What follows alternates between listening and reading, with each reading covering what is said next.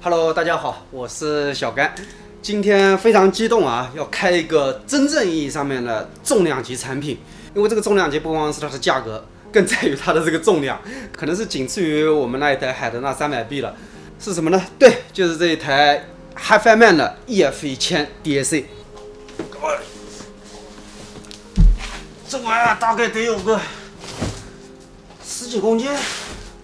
绝对比我平时提一个西瓜回家要重啊！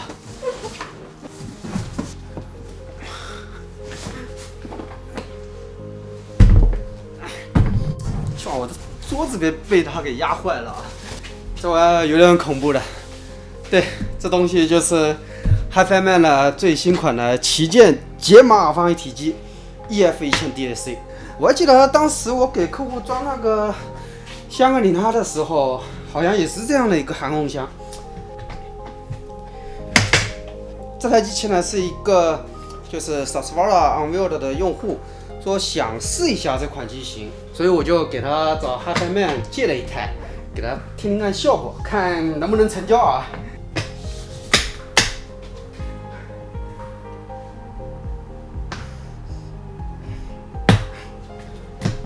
两边还有这玩意儿，要把它给去了。看一下，这个就是本体了。这个箱子，如果说大家买这个机器的话，这个箱子还是建议保留一下，因为万一涉及到比如说搬家啊。我们来看看这个机器本体。这个机器和 EF1000 有一点不一样的啊 ，EF1000 它是那个胆石结构嘛。然后这个机器的话，它不是的。然后其他的区别就是这款机型它内置了那个喜马拉雅 Pro 的那个解码芯片，所以说它是一款内置了 DAC 的机器。然后在体积上面，它也比那个 EF1000 要小了很多。EF1000 的话，它是一个电源再加一个主机，哇，那个机器真的太占地方了。这个的话，我觉得还行。这个体积我们放在家里应该没有什么太大难度。当然了。就是7万多的一个售价，这个还是比较夸张的。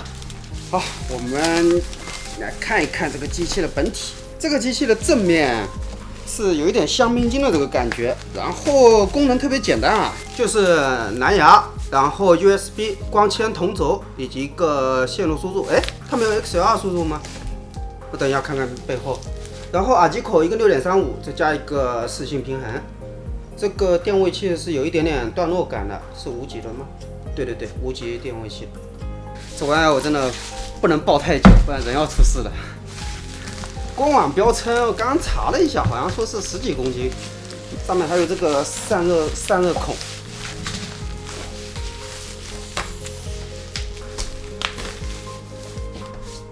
啊，都可以擦掉的，不要介意啊。我注意到这个机器就是说它没有那个平衡输入的，它只有那个 RCA 镜，也就是说 HiFiMan 可能做这一台机器的理念就是尽可能使用它的数字输入。看来他们对他们自家的这个喜马拉雅 Pro 芯片是寄予了厚望啊。然后输出的话，它倒是有一组平衡，背面看一下，就是这样的，一组 RCA 镜，2组出，然后光纤。这个是那个 R2R 芯片的那个 NOS 和那个 OS 的2种选择。一般来说，这种芯片啊，我们都是开到那个 NOS 的。这样的话是 R2R 解码的一个原汁原味的一个展现模式。然后这里有一个很搞笑的，就是这个蓝牙，想不通就是这个价位的机器配个蓝牙有这么神吗？就是。其实不瞒大家说，我们卖了这么多，就是比如说像那个小夜曲之类的，就从我们的用户群来说，大家还是优先用有线连接的，明显偏多，用蓝牙的很少，因为它这个蓝牙模式对于它这个声音的影响还是蛮大的。这里面有啥？保修卡，昆山8层，就是那个阳澄湖那边，对，就是吃那个大螃蟹的那个地方。然后这里有个蓝牙天线，就不管它了。这里还有一根电源线，也俗称这个电饭煲线啊。像有一些那个国外的那个机器，它拿到手的时候，它里面没有那个国标电源线，怎么办呢？我们就拔那个台式电脑的那个线给它用就行了，都是一样的。现在我来通电试一下，看看这个机器的效果怎么样。因为前段时间我与那个 Sasvara Unveiled 进行了一次那个深入沟通嘛，就是对于它的那个声音我还是比较喜欢的，然后当时也试了好几种搭配，但是一直没有对它这个原厂的官方西装进行一个尝试，因为我没有样机，就这么简单。什么是西装呢？就是比如说像 HDV 820加 HD 800S 啊，还有那个 Archer 加那个大乌啊之类的，就是这种耳放与耳机它都是同一个品牌的这种情况之下，我们就可以称之为西装了。同样的还有像那个 Stax 的 X9000加 T8000等等，然后 HiFiMan 的这个也是西装，然后它的一个价格比我前面说的这些都要高，因为耳放的话是7万多，耳机是5万多，那这一套的话妥妥的是就是10以上的。那这个我相信就是对我自己而言，就是尝试一下就可以了，点到即止，点到即止。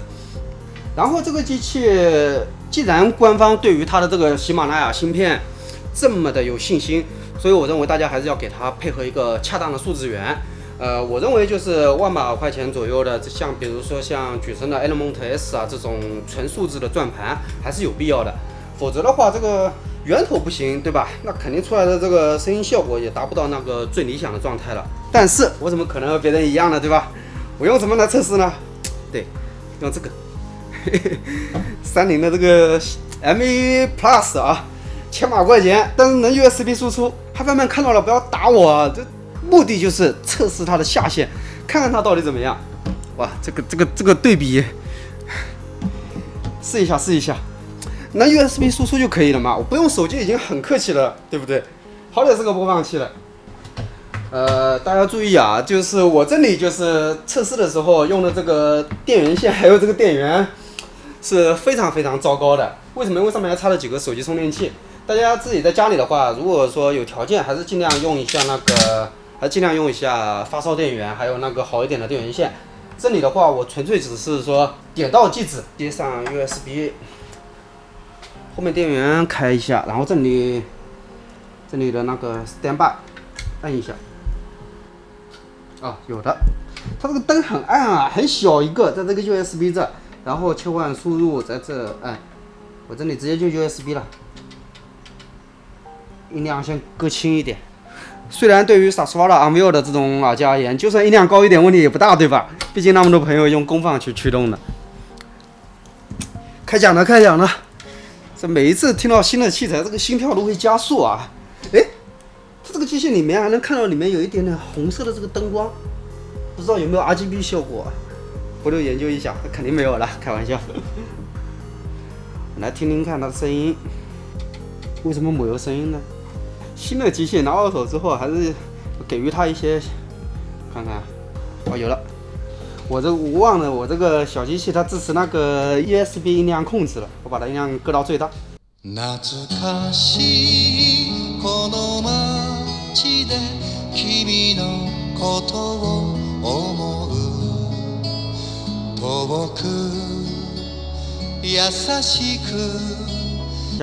然后这个机器它因为是一台新机的关系，所以它也是需要充分的这个热机的。但是哪怕是刚刚开声以及周边以及这个信号源都是用的比较菜的情况之下，我这里有个 MagSafe 啊，因为这个玩意儿当转盘还行，我把它这么玩的。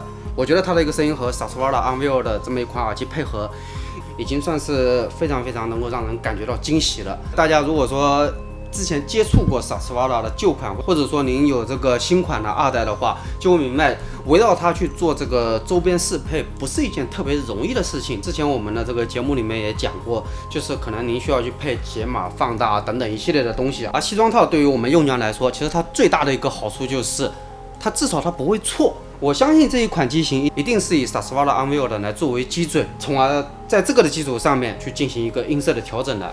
而且这一款设备它的这个输出驱动力，我还没来得及去查这个参数，因为这台机器是今天早上刚到的，可能用不了2天就要还给厂家了。我刚刚听的时候是大概打到这个位置，对，大家可以在视频里面看到，大概就打到一半，它的一个音量就已经足够了，也就是它的声压级就已经完完全全可以把这个耳机它的比如说它的3频展开啊，或者说它的声音的氛围感啊，完完全全可以给它施展开了。我相信就是您但凡把这个 USB 线、电源线以及这个束波，对吧？把它稍微往上提一提，所获得的这个声音效果都会比我这一套要来得更加的优秀。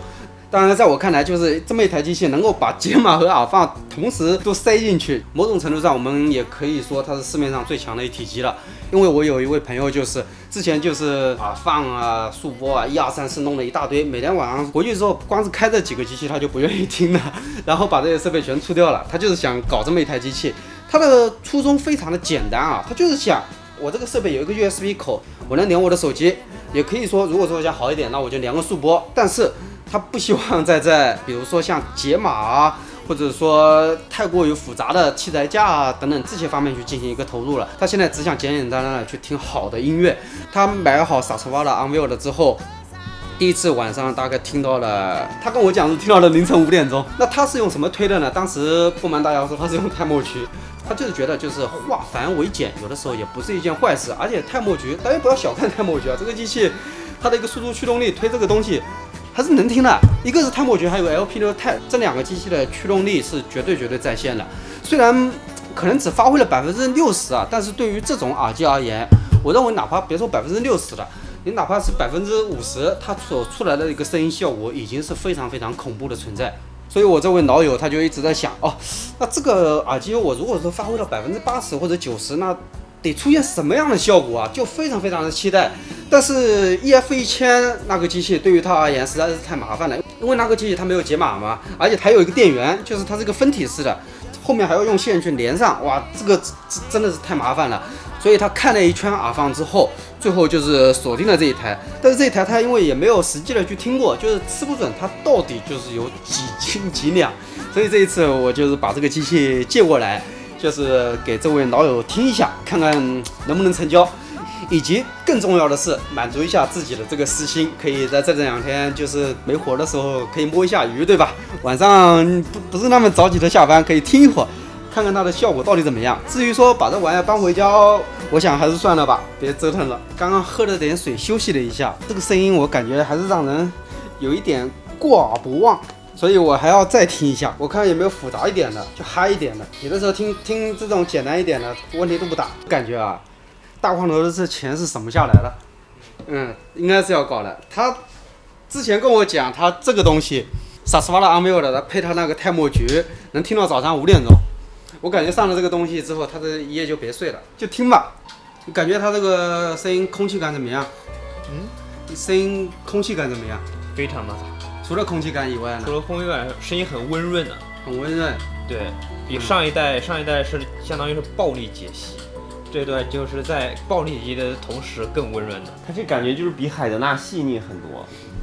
偏细腻的那个方向。那个是冲劲大。那个规模感强，它这个要细腻一些。对，声音泛音还有空间感都很好，比较接近那个静电的听感了。刚刚大光头说这个声音很澎湃，我感觉声音没有那么澎湃，但是细腻相比于这个海德纳是有一定的这个优势的。我的音量开得很大，我音量开的相对小一点。对，是听这个民乐的时候就感觉就很宽松很舒适，它不存在那个劲儿过大那种问题，主要是。这毕竟是他自家的机器，它这个东西相对还是听感要更轻松一点。我准备后面回头上个 Rock 呢，怼上去给他听一下，看看效果怎么样。我估计还要好啊，它本身这个解码可能还是有一定瓶颈。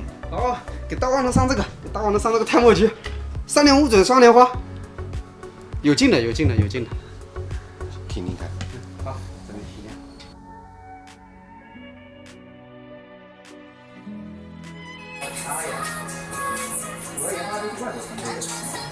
好听哦，他推的好师傅，这个不就是把声音放大那种感觉了？就是感觉就是力量全部放出来了。它而且这种很饱满，不是你音量大点我造了就造的，不造，没有的，一点都没有。